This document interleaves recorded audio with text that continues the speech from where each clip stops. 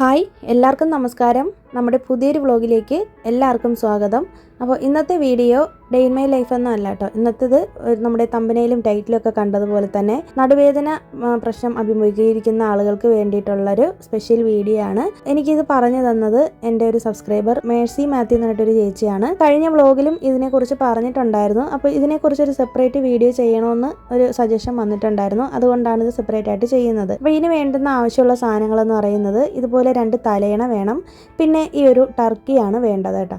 അപ്പോൾ എന്തൊക്കെയാണ് വേണ്ടതെന്നൊക്കെ ഞാൻ നമ്മുടെ വീഡിയോയിൽ തന്നെ ഒന്ന് എഴുതിയിട്ടുണ്ട്. അപ്പോൾ നിങ്ങൾ ഡൗട്ട് ഉണ്ടെങ്കിൽ അതൊന്ന് ശ്രദ്ധിച്ചിരുന്നാൽ മതി. ഒന്നുകിൽ ഉയരം കൂടിയ നല്ല കട്ടിയുള്ള ഒരു തലയണ വയ്ക്കുക, ഇല്ലാന്നുണ്ടെങ്കിൽ ഇതുപോലെ സോഫ്റ്റ് ആയിട്ടുള്ള 2 തലയണ വയ്ക്കുക.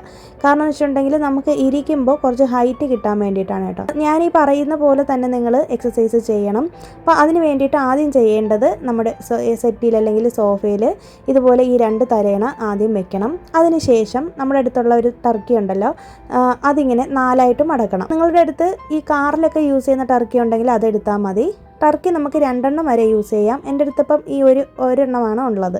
അപ്പോൾ 2 ടർക്കി വെക്കുന്നത് ഏറ്റവും നല്ലതാണ്. അപ്പോൾ കുറച്ച് ഹൈറ്റ് കിട്ടാനും അതുപോലെ തന്നെ കട്ടി കിട്ടാനും വേണ്ടിയിട്ടാണ് കേട്ടോ. അപ്പോൾ മാക്സിമം വെയിറ്റ് ഇട്ട് ഇരിക്കുമ്പോഴാണ് ഈ ഒരു എക്സസൈസ് കൊണ്ട് യൂസ് ഉണ്ടാവുള്ളൂ.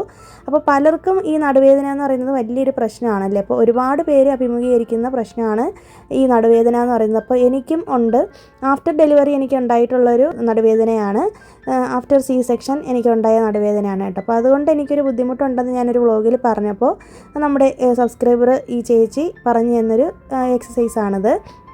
പിന്നെ വേണ്ടതെന്ന് പറയുന്നത് ഇതുപോലെ ഹൈറ്റ് കുറഞ്ഞിട്ടുള്ളൊരു സ്റ്റൂൾ അല്ലെങ്കിൽ ഇതുപോലൊരു ചെറിയ ചെയർ. വീട്ടിലെ മക്കളൊക്കെ സ്റ്റഡി ടേബിളിന് യൂസ് ചെയ്യുന്ന ചെയർ ആയിരുന്നാലും മതി. അപ്പോൾ ചെയ്യേണ്ട കാര്യം ഈ 2 തലയണയും ഈ ഒരു ടർക്കിയും കൂടെ നമ്മൾ വിരിച്ചിട്ടില്ലേ, ഈ ഒരു സംഭവത്തിൽ നമ്മൾ കയറി ഇരുന്നിട്ട് നേരെ ഓപ്പോസിറ്റായിട്ട് ഈ ഒരു ചെറിയ സ്റ്റൂൾ വെക്കുക. അതിനുശേഷം കാലിങ്ങനെ നിവർത്തി വെച്ചിട്ട് ഈ ഒരു സ്റ്റൂളിലേക്ക് വെക്കണം, അല്ലെങ്കിൽ ഈ ഒരു ചെയറിലേക്ക് വെക്കണം. എന്നിട്ട് നല്ല സ്ട്രെയിറ്റ് ആയിട്ട്, ഒട്ടും തന്നെ നമ്മുടെ ശരീരം വളയാനായിട്ട് പാടില്ല, നല്ലപോലെ നിവർന്നാണ് ഇരിക്കേണ്ടത്. ചാരി ഇരിക്കാനായിട്ട് പാടില്ല. പ്രത്യേകം ശ്രദ്ധിക്കേണ്ട ഒരു കാര്യമാണ്. അപ്പോൾ ഈ ഒരു എക്സസൈസ് ചെയ്യേണ്ടത് സോഫയിൽ അല്ലെങ്കിൽ സെറ്റിയിൽ ഇരുന്നിട്ടാണ് കേട്ടോ. അത് കഴിഞ്ഞിട്ട് ഒരു 20 മിനിറ്റ് നമ്മൾ ഇതുപോലെ ഇങ്ങനെ സ്ട്രെയിറ്റ് ആയിട്ട് ഇരിക്കണം. ഞാൻ ഇരിക്കുന്നത് കണ്ടില്ലേ, ഇതുപോലെ നല്ല സ്ട്രെയിറ്റ് ആയിട്ടാണ് ഇരിക്കേണ്ടത്. അപ്പോൾ നമുക്ക് ആ ഒരു വെയിറ്റ് നമുക്ക് നമ്മുടെ ബാക്ക് സൈഡിൽ ഇങ്ങനെ വരുന്നതായിട്ട് നമുക്ക് ഫീൽ ചെയ്യാനായിട്ട് പറ്റും. മാക്സിമം വെയിറ്റ് നമ്മൾ ഇരിക്കുമ്പോഴാണ് ഇതിനൊരു ഗുണം കിട്ടുള്ളൂ കേട്ടോ.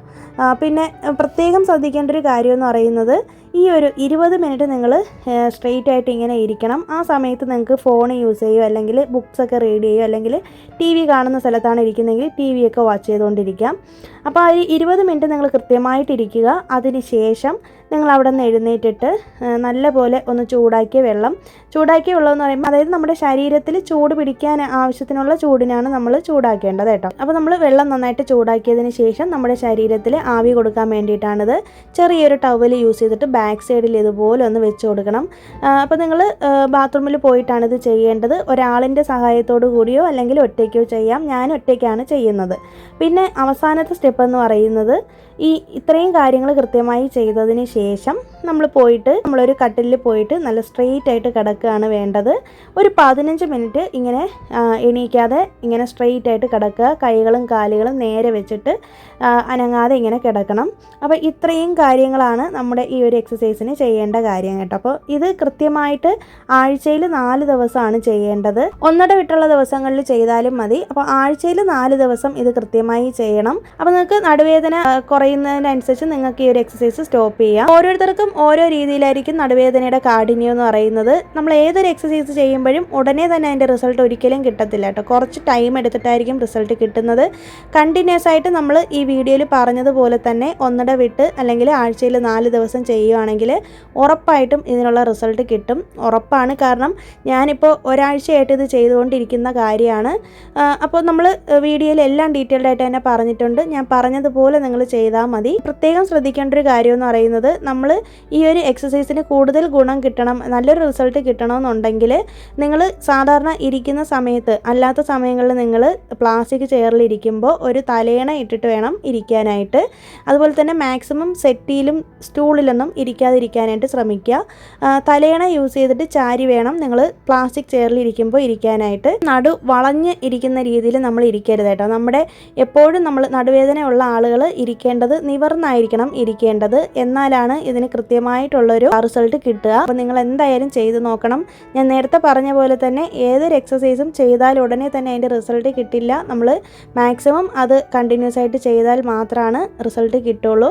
അപ്പോൾ ഈ ഒരു വീഡിയോ നിങ്ങൾക്ക് ഉപകാരപ്പെട്ടു എന്ന് വിശ്വസിക്കുന്നു. ഉപകാരമായിട്ടുണ്ടെങ്കിൽ തീർച്ചയായിട്ടും നിങ്ങളുടെ ഫാമിലിക്കും ഫ്രണ്ട്സിനും ഒക്കെ ഒന്ന് ഷെയർ ചെയ്തേക്കണേ.